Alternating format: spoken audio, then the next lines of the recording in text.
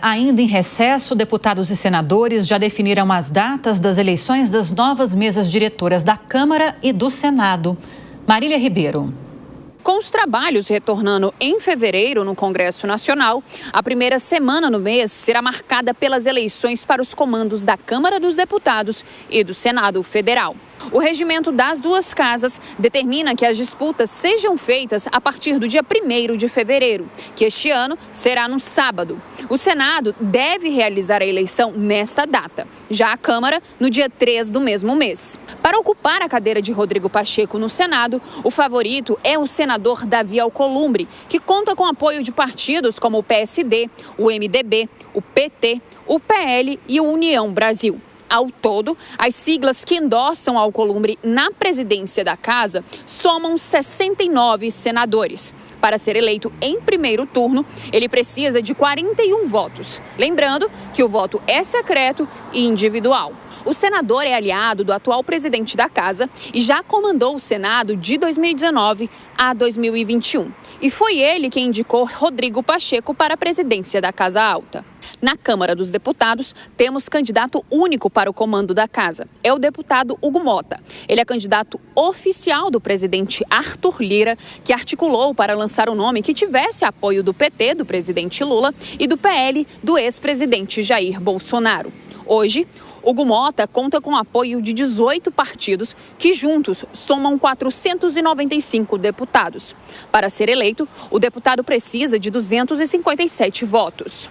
Oficialmente, os trabalhos no Legislativo, no primeiro semestre, eles começam no dia 2 de fevereiro e vão até o dia 17 de julho. Já no segundo semestre, começa em 1º de agosto e termina no dia 22 de dezembro. Em 2025, o total de dias que os parlamentares vão ter de recesso oficialmente será de 55 dias.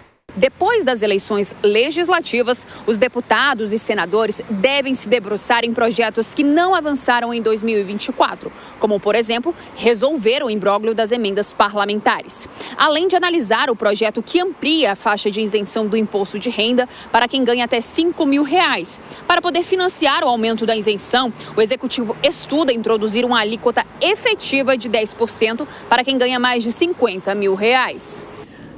Vamos ouvir então mais uma vez Deise Cristiano Beraldo. Deise, passo para você novamente para começar. As eleições para as mesas diretoras da Câmara e do Senado, embora ainda vão acontecer no começo de fevereiro, as articulações praticamente tomaram conta de todo o ano passado, de todo o ano de 2024. Embora em política a gente costuma falar muito que tudo muda num piscar de olhos, em poucos segundos, dificilmente não teremos Davi Alcolumbre como próximo presidente do Senado e Hugo Mota para suceder Arthur Lira na Câmara. O que você espera?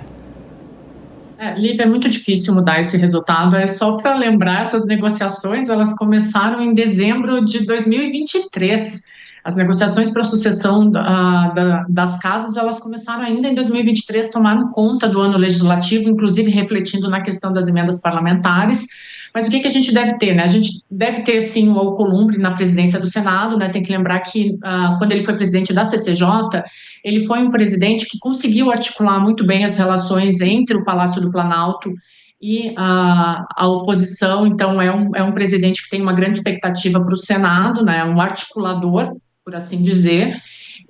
Mas o grande ponto é a Câmara dos Deputados, né, que tem o poder de manejar as pautas, os projetos de lei, né, e aí entra a grande questão, Lívia, porque o sucessor de Arthur Lira vai ser eleito, né, o Hugo Mota vai ser eleito, que é um representante do Centrão, ou seja, vai muito ao encontro do que aconteceu nas eleições municipais, né, onde o Centrão saiu fortalecido. A gente vai ter essa representatividade também no Congresso Nacional, ou seja, esse meio que não tem uma ideologia, mas privilegia, sim, as emendas parlamentares, então deve ser a tônica de 2025.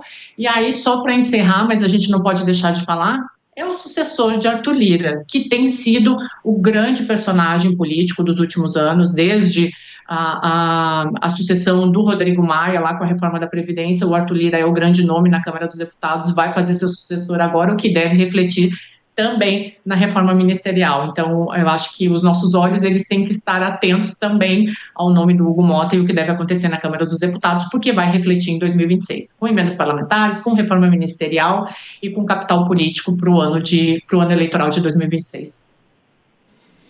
Pois é, há um ano nós estávamos aqui comentando este mesmo assunto, sucessão na Câmara e no Senado. E é interessante que esse longo processo de escolha dos sucessores, tanto de Rodrigo Pacheco quanto de Arthur Lira, tinham um único objetivo: mudar de nome para continuar tudo igual.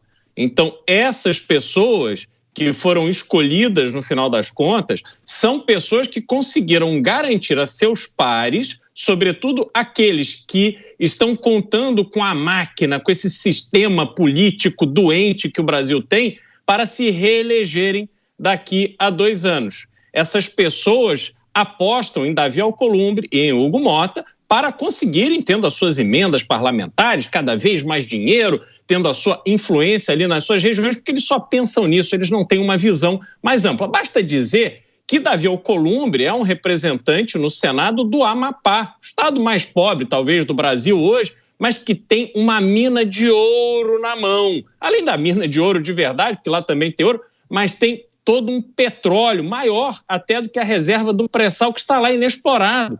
Ele foi presidente do Senado, foi presidente do Congresso e não conseguiu articular o destravamento dessa exploração do petróleo que já está atrasada. O Brasil está perdendo o bonde da história, enquanto a população do Amapá continua pobre, a população do Amapá continua carecendo de coisas elementares e a riqueza continua ali enterrada. É preciso avançar neste tema de forma firme para que cumpra-se o papel esperado de um senador de zelar pelo seu estado. Na Câmara dos Deputados, o que o Hugo Motta terá que fazer é continuar sendo esse maestro dos interesses todos dos deputados que ficam travando essa queda de braço com o governo federal para a liberação das emendas. E agora também com o judiciário. Afinal de contas, tivemos toda aquela história de Flávio Dino segurando as emendas no final do ano. Vamos ver o que dá, mas dificilmente será algo diferente do que vimos no ano passado.